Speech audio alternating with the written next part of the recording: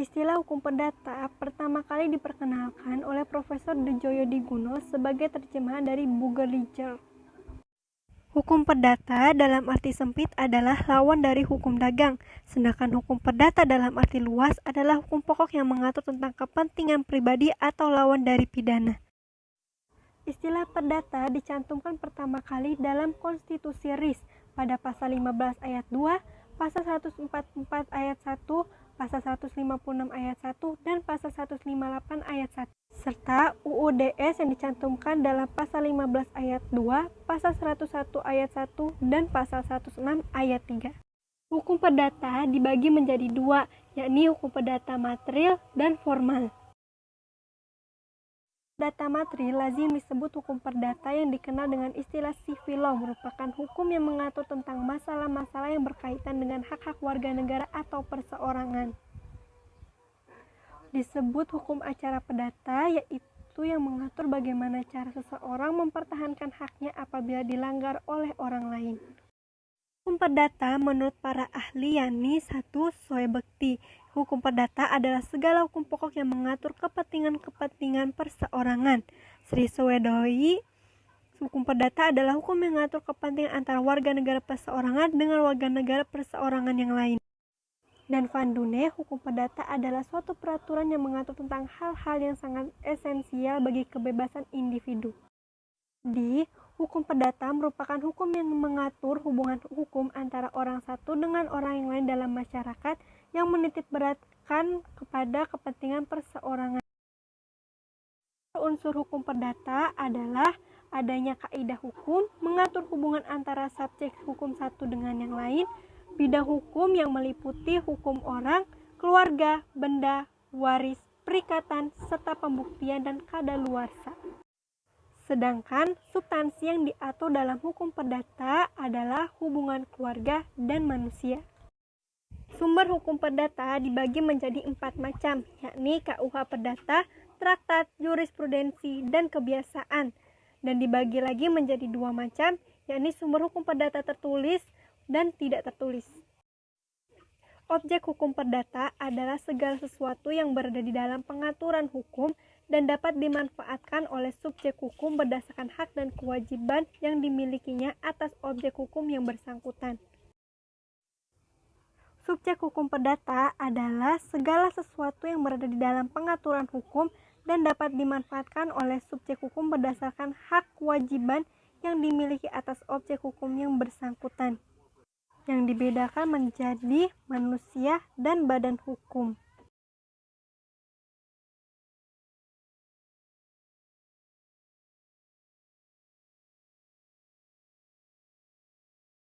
Halo, saya Melini Fikarvita dengan NPM 201201111032 akan menjelaskan materi yang telah dijelaskan sebelumnya. Yang pertama, Surat Edaran Mahkamah Agung Republik Indonesia Nomor 3 Tahun 1963.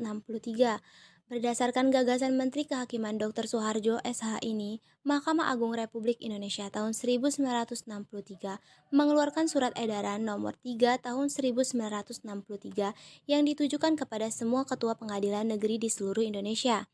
Isi surat edaran tersebut yaitu, Mahkamah Agung Republik Indonesia menganggap tidak berlaku lagi ketentuan di dalam KUH Perdata.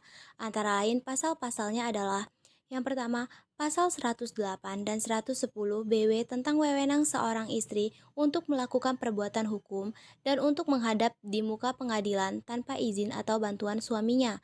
Dengan demikian, tentang hal ini tidak ada lagi perbedaan antara semua warga negara Indonesia.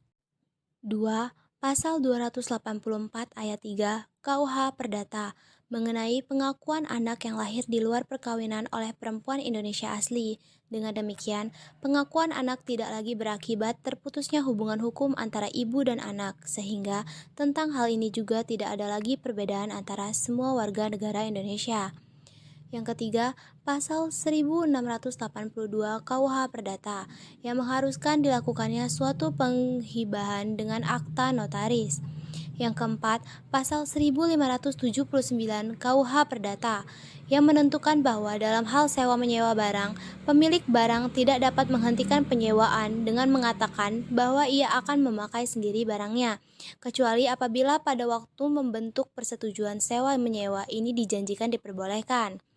Yang kelima, pasal 1238 KUH Perdata yang menyimpulkan bahwa pelaksanaan suatu perjanjian hanya dapat diminta di muka hakim. Apabila gugatan ini didahului oleh suatu penagihan tertulis, Mahkamah Agung pernah memutuskan antara dua orang Tionghoa bahwa pengiriman turunan surat gugat kepada tergugat dapat dianggap sebagai penagihan, oleh karena tergugat masih dapat menghindarkan terkabulannya gugatan dengan membayar hutangnya sebelum hari sidang pengadilan. 6. Pasal 1460 KUH Perdata tentang resiko seorang pembeli barang yang menentukan bahwa suatu barang tertentu yang sudah dijanjikan dijual, sejak saat itu adalah atas tanggungan pembeli, meskipun penyerahan barang itu belum dilakukan. 7. Pasal 1603 ayat 1 dan 2 KUH Perdata yang mengadakan diskriminasi antara orang Eropa di satu pihak dan orang bukan Eropa di lain pihak mengenai perjanjian perburuhan. Hukum Perdata Nasional berasal dari Hukum Perdata Indonesia.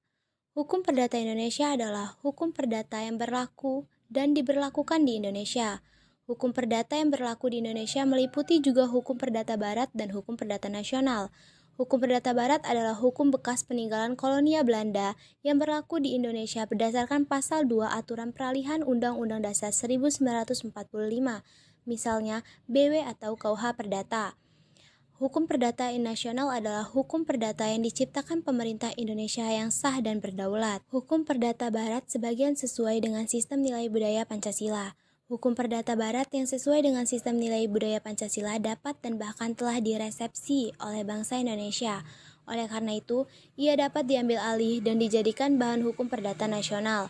Di samping hukum perdata barat, juga hukum perdata tak tertulis yang sudah berkembang sedemikian rupa, sehingga mempunyai nilai yang dapat diikuti dan dipedomani oleh seluruh rakyat Indonesia, dapat diambil dan dijadikan bahan hukum perdata nasional.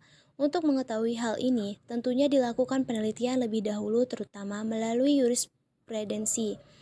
Dalam ketetapan MPR nomor 4 MPR 1978 JO, ketetapan MPR nomor 2 MPR 1988 tentang GBHN, terutama pembangunan di bidang hukum antara lain dinyatakan bahwa pembinaan hukum nasional didasarkan pada hukum yang hidup di dalam masyarakat. Hukum yang hidup dalam masyarakat dapat diartikan antara lain hukum perdata barat yang sesuai dengan sistem nilai budaya Pancasila, hukum perdata tertulis buatan hakim atau jurisprudensi, dan hukum adat. Sistem nilai budaya Pancasila. Pancasila sebagai sistem nilai artinya mengandung serangkaian nilai keutuhanan, kemanusiaan, persatuan, kerakyatan, dan keadilan yang merupakan satu kesatuan utuh dan sistematis. Hukum perdata nasional harus didasarkan pada sistem nilai budaya Pancasila. Maksudnya adalah konsepsi tentang nilai yang hidup dalam alam pikiran sebagian besar anggota masyarakat. Apabila nilai yang dimaksud adalah nilai Pancasila, maka sistem nilai budaya disebut sistem nilai budaya Pancasila. Sistem nilai budaya demikian kuat meresap dalam jiwa anggota masyarakat sehingga sukar diganti dan dengan nilai budaya lain dalam waktu singkat. Sistem nilai budaya Pancasila berfungsi sebagai sumber dan pedoman tertinggi bagi peraturan hukum dan perilaku anggota masyarakat bangsa Indonesia.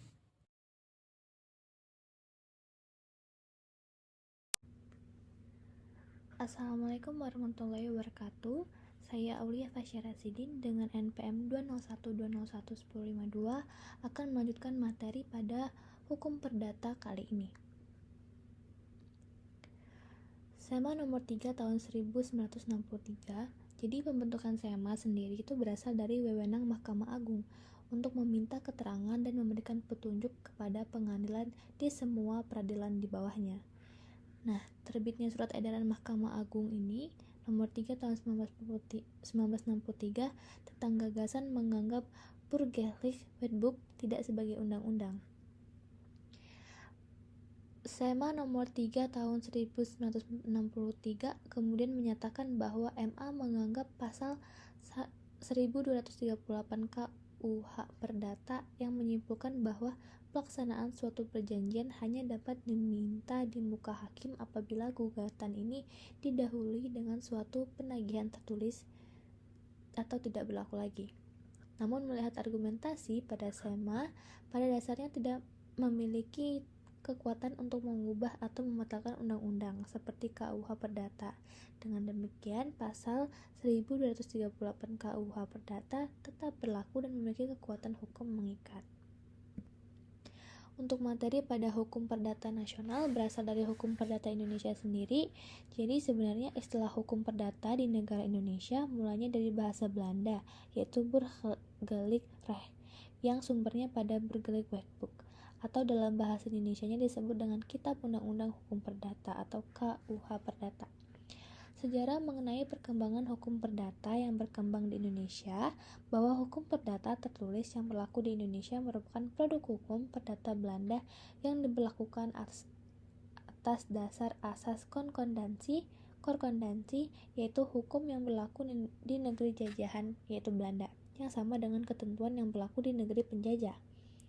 Dalam perspektif sejarah, hukum perdata yang berlaku di Indonesia terbagi dalam dua periode, yaitu periode sebelum Indonesia merdeka dan periode setelah Indonesia merdeka. Yang pertama, sebelum Indonesia merdeka sebagaimana negara jajahan, maka hukum yang berlaku di Indonesia adalah hukum bangsa penjajah. Hal yang sama dengan hukum perdata. Hukum perdata yang diberlakukan bangsa Belanda untuk Indonesia mengalami adopsi dan penjalanan sejarah yang sangat panjang. Yang kedua, yaitu setelah Indonesia merdeka, hukum perdata yang berlaku di Indonesia didasarkan pada pasal 2 Aturan Peralihan UUD 1945 yang pada pokoknya menentukan bahwa segala peraturan dinyatakan masih berlaku sebelum diadakan peraturan baru menurut UUD, termasuk di dalamnya hukum perdata Belanda yang berlaku di Indonesia. Hal ini untuk mencegah terjadinya kekosongan hukum atau reh vacuum di bidang hukum perdata. Lanjut pada materi sistem nilai dalam Pancasila. Jadi sistem dapat diartikan sebagai rangkaian yang saling berkaitan antara unsur yang satu dengan yang lain. Sistem nilai adalah konsep atau gagasan yang menyeluruh mengenai apa yang hidup dalam pikiran seseorang. Pancasila sebagai sistem nilai mengandung serangkaian nilai, yaitu ketuhanan, kemanusiaan, persatuan, kerakyatan, dan keadilan. Selain itu juga adanya nilai material dan nilai vital yang bersumber dari dasar ontologis Pancasila. Nah, Kailan mengatakan bahwa nilai-nilai Pancasila itu bersifat objektif, yaitu yang pertama, rumusan dari nilai-nilai Pancasila sebenarnya hakikat maknanya. Yang kedua, inti nilai-nilai Pancasila berlaku tidak terikat oleh ruang. Yang ketiga, Pancasila yang terkandung dalam pembukaan UUD 1945 memenuhi syarat sebagai pokok kaidah negara yang fundamental. Sedangkan Darmo Diharjo mengatakan bahwa Pancasila itu bersifat subjektif, yaitu yang pertama, menurutnya bahwa nilai-nilai Pancasila itu timbul dari bangsa Indonesia itu sendiri. Yang kedua, nilai-nilai Pancasila merupakan filsafat bangsa Indonesia. Dan yang terakhir adalah nilai-nilai Pancasila merupakan nilai-nilai yang sesuai dengan hati nurani bangsa Indonesia. Kriteria berikutnya yang dapat dikatakan sebagai hukum perdata nasional adalah bahwa produk hukum tersebut dapat dibentuk menjadi undang-undang di Indonesia. Beberapa produk hukum Indonesia yang kita kenal antara lain seperti Undang-Undang Dasar 1945, Ketetapan MPR, Undang-Undang atau Peraturan Pemerintah Pengganti Undang-Undang, Peraturan Pemerintah, Peraturan Presiden, Peraturan Daerah Provinsi, Peraturan Daerah Kabupaten atau Kota, yang semuanya adalah hierarki dalam keseluruhan perundang-undangan yang ada dalam Undang-Undang Nomor 12 Tahun 2011 tentang pembentukan peraturan perundang-undangan. Menurut Undang-Undang Dasar 1945, pembuat undang-undang adalah Presiden bersama dengan Dewan Perwakilan Rakyat. Pasal 5 ayat 1 Undang-Undang Dasar 1945. Dalam garis besar haluan negara pun digariskan bahwa pembinaan dan pembentukan hukum nasional diarahkan pada bentuk tertulis. Yang dimaksud dalam pasal sebelumnya adalah dalam pembentukan hukum perdata nasional perlu dituangkan dalam bentuk undang-undang, bahkan diusahakan dalam bentuk kodifikasi. Seperti yang kita ketahui, bahwa hukum perdata nasional yang Indonesia sahkan dan digunakan selama ini merupakan peninggalan Belanda, yaitu Burgerlijk Wetboek, yang diambil dari Code Civil karena masa itu Bonaparte melakukan ekspansi Eropa atau revolusi Prancis, sehingga Belanda sebagai salah satu yang terkena imbas ikut menerapkan Code Civil. Setelah memahami beberapa hal mengenai pembentukan Undang-Undang Indonesia berdasarkan hukum perdata nasional, dan jika dalam bentuk undang-undang, maka hukum perdata nasional harus produk hukum pembentukan undang-undang Indonesia. Maksudnya di sini adalah bahwa hukum perdata nasional yang sudah disahkan akan menjadi panduan atau pegangan dalam pembentukan undang-undang Indonesia mengenai hukum perdata sendiri. Sebagai contoh adalah Undang-Undang Nomor 1 Tahun 1974 tentang perkawinan, yang dimana sebelumnya dalam Burgerlijk Wetboek atau Kitab Undang Hukum Perdata diatur pada bab 4 buku 1. Contoh lainnya adalah Undang-Undang Nomor 5 Tahun 1960 mengenai pokok agraria. Kriteria berikutnya adalah berlaku untuk semua warga negara Indonesia. Hukum perdata nasional harus berlaku untuk semua warga negara Indonesia tanpa terkecuali dan tanpa memandang suku, agama, ras, dan antar golongan. Yang dimaksud warga negara Indonesia adalah pendukung hak dan kewajiban yang secara keseluruhan membentuk satu bangsa merdeka, yaitu Indonesia. Dan ada juga naturalisasi atau warga negara asing yang sudah secara hukum menjadi warga negara Indonesia. Pemberlakuan hukum perdata nasional terhadap semua warga negara Indonesia merupakan kesesuaian terhadap GBHN, yaitu menciptakan unifikasi hukum. Dan hal ini juga merupakan penghapusan sifat diskriminatif politik hukum kolonial Belanda. Unifikasi hukum tertulis yang ada sekarang sudah dikenal, diikuti, dan berlaku umum dalam masyarakat. Contohnya adalah Undang-Undang Nomor 1 Tahun 1974 tentang perkawinan. Kriteria yang terakhir adalah hukum perdata nasional berlaku di seluruh wilayah negara Indonesia. Hukum perdata nasional harus berlaku bagi seluruh wilayah Indonesia. Wilayah Indonesia yang dimaksud adalah wilayah negara Republik Indonesia, termasuk perwakilan Indonesia di luar negeri. Keberlakuan hukum perdata nasional untuk semua WNI di seluruh wilayah Indonesia merupakan bentuk unifikasi hukum perdata. Hal ini menjadikannya sebagai cerminan sistem nilai budaya Pancasila, terutama nilai dalam sila ketiga, yaitu Persatuan Indonesia. Hal ini sesuai dengan garis besar haluan negara mengenai pembinaan hukum nasional.